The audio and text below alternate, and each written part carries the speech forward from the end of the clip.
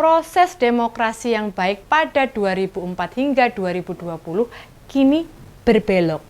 Apa malah balik arah? Orang yang tidak dekat dengan kekuasaan itu sulit jadi kandidat.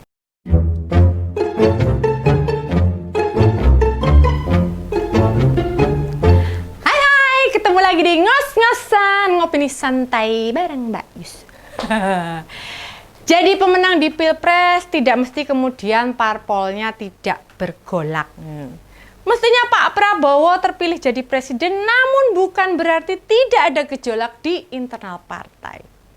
Pilkada serentak pada November nanti juga akan memunculkan potensi konflik.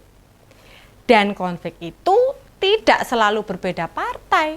Namun aspirasi kader di bawah tidak direspon baik oleh DPP. Nah, hal ini pernah terjadi di PDIP Solo waktu Pilkada 2020.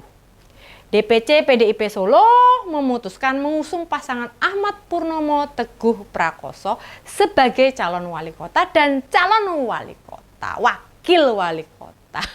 Belibet. Kemudian DPP memutuskan pasangan Gibran Rakabuming dan Teguh Prakoso yang direkomendasikan. Dimulai gitu.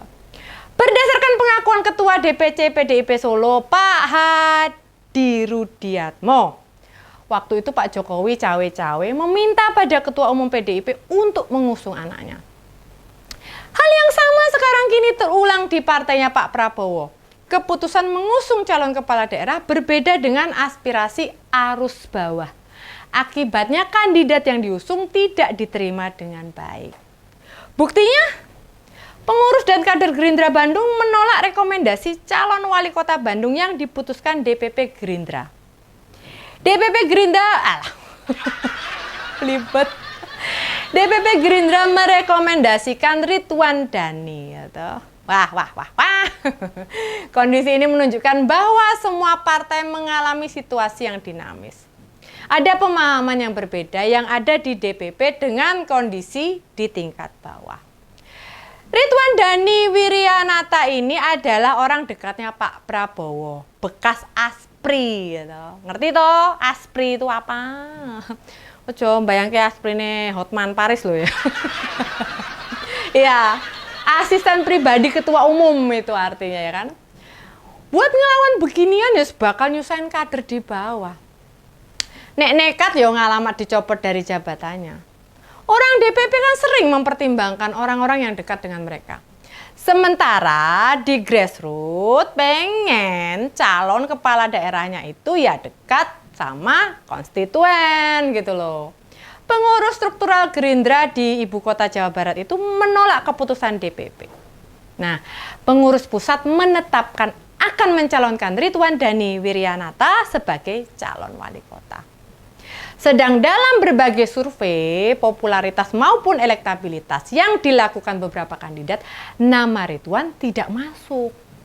Kalau masuk pun ya biasanya mburi dewe. Yang justru sempat nangkring di atas itu ya Mbak Cinta, Teh Atalia, bininya Kang Emil. Suis lah, genah mantep bila dia maju jadi calon wali kota Bandung gitu. Hanya saja mungkin suaminya enggak boleh. Masa suaminya gubernur, istrinya wali kota? Enggak pantas, no. Nanti anak-anak mereka yang ngurus siapa? Makanya di survei yang terbaru pada Juni dan Juli, Teh Cinta sudah hilang dari daftar. Sokongan orang dekat Pak Prabowo ini makin membuktikan jika kekuasaan itu lebih mudah dijangkau orang di lingkaran kekuasaan. Itulah yang namanya nepotisme. Kondisi ini makin memperlebar kemungkinan orang biasa bisa jadi kandidat aja wis beruntung. Wis bejo banget. Misalnya masa sekarang, Pak Jokowi baru mencalonkan ya bisa nggak kepilih dia gitu loh. Jangankan terpilih, dia juga sebagai kandidat. Jangankan terpilih, diajukan sebagai kandidat saja peluangnya yo sak tenggo ya toh. Cuilik pol. Proses demokrasi yang baik pada 2004 hingga 2020 kini berbelok. Apa malah balik arah? Orang yang tidak dekat dengan kekuasaan itu sulit jadi kandidat. Di Solo itu ada Gusti Bre, orang dekatnya Gibran. Di Jawa Tengah ada mantan Kapolda yang bakal diusung. Gitu. Di Kota Bogor, mantan asprinya Bu Iriana, ibu negara kita yang maju sebagai kandidat. Sedang di Semarang ada Mas Diko Ganindito yang juga didorong Gibran. Lalu di Boyolali ada adiknya Pak David mau jadi calon bupati. Pak Agus ini adiknya bekas ajudan Pak Jokowi. Di Jakarta keponakan Pak Prabowo yang mau maju. Makanya pilkada besok itu malah banyak lingkaran kekuasaan yang turun untuk berkontestasi. Rakyat jelata kayak Mbak Yus ini ya tidak disediakan pilihan sama sekali yang bukan siapa-siapa. Kita mesti memilih orang-orang yang kemampuannya tidak diketahui. Termasuk buat pemilihan wali kota Bandung itu. Sekjen Gerindra, Pak Ahmad Muzani, sudah memerintahkan pengurus di tingkat kota, anak cabang, ranting, maupun organisasi sayap bekerja kompak, menggalang dukungan untuk Ridwan Dhani. Keputusan itu bertentangan dengan aspirasi yang di bawah bahwa kader maupun simpatisan sepakat akan mengusung Sony Salimi. Jangan dikira kader-kader partai itu akan patuh begitu saja dengan perintah pimpinan. Sebab terpilihnya Pak Sony ini telah melalui proses penjaringan terlebih dahulu. Proses penjaringan itu sudah dilakukan sebelumnya dan diikuti oleh 10 kandidat. Masa iya sudah menghasilkan satu nama, DPP partai dengan mudahnya menunjuk orang yang tidak melalui proses penjaringan. Gitu. DPP Gerindra sedang dipusingkan dengan persoalan ini.